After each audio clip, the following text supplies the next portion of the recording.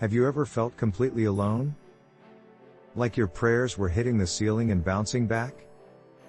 Like nobody in this entire world truly understood the weight you were carrying? Maybe you've whispered prayers in the dark, tears streaming down your face, wondering if anyone was even listening. If that's you today, I want you to know something. You are not alone. And what I'm about to share with you might just change everything you thought you knew about how God works in the hidden moments of your life. There was a woman. We don't know her name, but her story echoes through the ages. She lived in a time when women had no voice, no rights, no platform. She had been bleeding for 12 years. 12 long years. Can you imagine? Every day waking up to the same suffering, the same isolation, the same hopelessness. The Bible tells us in Mark chapter 5 verse 26 that she had suffered a great deal under the care of many doctors and had spent all she had, yet instead of getting better she grew worse. She was broke. She was broken. She was forgotten by society. According to the law, she was unclean. That meant she couldn't go to the temple. She couldn't touch anyone. She couldn't be touched. She was cut off from community, from worship, from human connection. Can you feel the weight of that isolation? 12 years of being invisible. 12 years of people crossing the street to avoid her. 12 years of whispered judgments and turned backs. She thought nobody cared. But heaven was listening.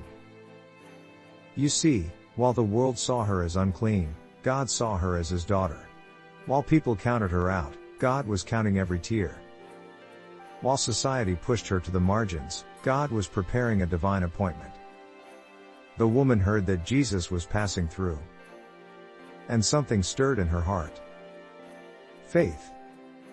Not the loud, confident kind. Not the kind that makes declarations and demands attention.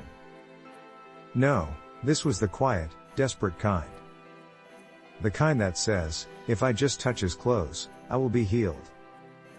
That's what she said to herself in Mark chapter 5 verse 28. If I just touch his clothes. Not even him. Just his clothes. That's how small she felt. That's how unworthy she believed she was. But friends, God honors that kind of faith. The faith that crawls when it cannot walk. The faith that reaches when it cannot run. The faith that whispers when it cannot shout. So she pushed through the crowd. Can you picture it? A throng of people pressing in on Jesus from every side. Important people. Healthy people. People who had every right to be there. And here she comes, this woman who by law shouldn't even be in public, shouldn't be touching anyone. But she's desperate. And desperation mixed with faith creates miracles. She reached out. Just one touch. The hem of his garment. And immediately, the Bible says, her bleeding stopped. She felt in her body that she was freed from her suffering. 12 years of pain, gone in an instant. 12 years of shame, washed away in a moment. 12 years of isolation, ended with a single touch. But here's what gets me. Jesus stopped, in the middle of a crowd, with 100 people touching him, jostling him, pressing in on him. Jesus stopped and asked, "Who touched my clothes?" His disciples thought he was crazy. "Everyone's touching you," they said. But Jesus knew. He knew the difference between a casual touch and a faith-filled reach. He knew the difference between the crowd and the one. And he turned around. Not to shame her. Not to expose her. But to see her. To acknowledge her. To call her daughter. When she came trembling and fell at his feet, Jesus spoke words that still echo through the centuries. "Daughter, your faith has healed you. Go in peace and be freed from your suffering." Mark chapter 5 verse 34. Did you catch that? Daughter. Not woman. Not unclean one. Daughter. Heaven had been listening all along. Every midnight cry.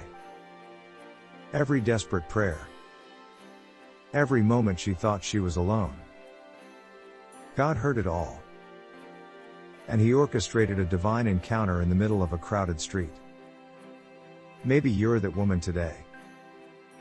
Maybe you've been bleeding for years. Not physically, but emotionally. Spiritually. Relationally. Maybe you've spent everything you have trying to fix yourself. Therapy, self-help books, new relationships, new jobs, new cities. And nothing has worked. Maybe you feel invisible. Like the world has moved on without you. Like your prayers are just words disappearing into empty space. I need you to hear this. Heaven is listening.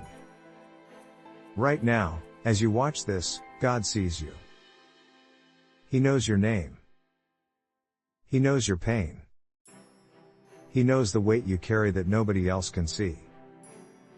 And He's not distant. He's not distracted. He's not disappointed. He's present. The Psalms remind us over and over that God is near to the brokenhearted.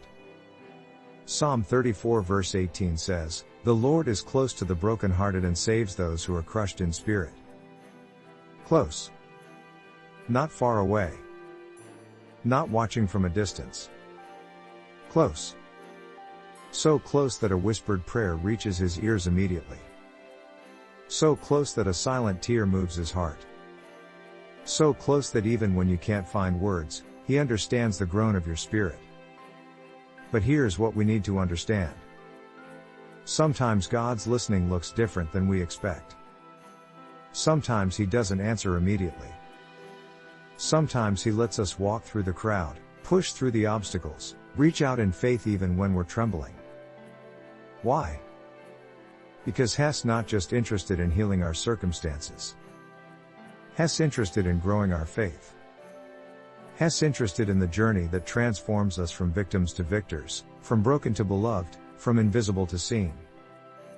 The woman with the issue of blood could have given up in year 5. Or year 8. Or year 11. But she kept hoping. She kept believing that somewhere, somehow, there was an answer. And when she heard about Jesus, she didn't let her past define her future. She didn't let the law limit her faith. She didn't let the crowd intimidate her desperation. She reached. And that's what I'm asking you to do today. Reach. Maybe you can't shout. That's okay. Whisper. Maybe you can't run. That's okay. Crawl. Maybe you don't have much faith left. That's okay. Give God what you have. Even mustard seed faith moves mountains. Even trembling faith touches heaven. Even desperate faith gets Jesus to stop and turn around. So what does this look like practically? First, bring your brokenness to Jesus honestly. Don't clean yourself up first. Don't wait until you have it all together. Come as you are. Bleeding, broken, desperate. He's not shocked by your mess. He's moved by your faith. Second, push through the obstacles. The crowd didn't part for the woman. She had to push through. Your obstacles might be fear, shame, doubt, or past failures. Push through anyway. Third, reach out. Faith is not passive.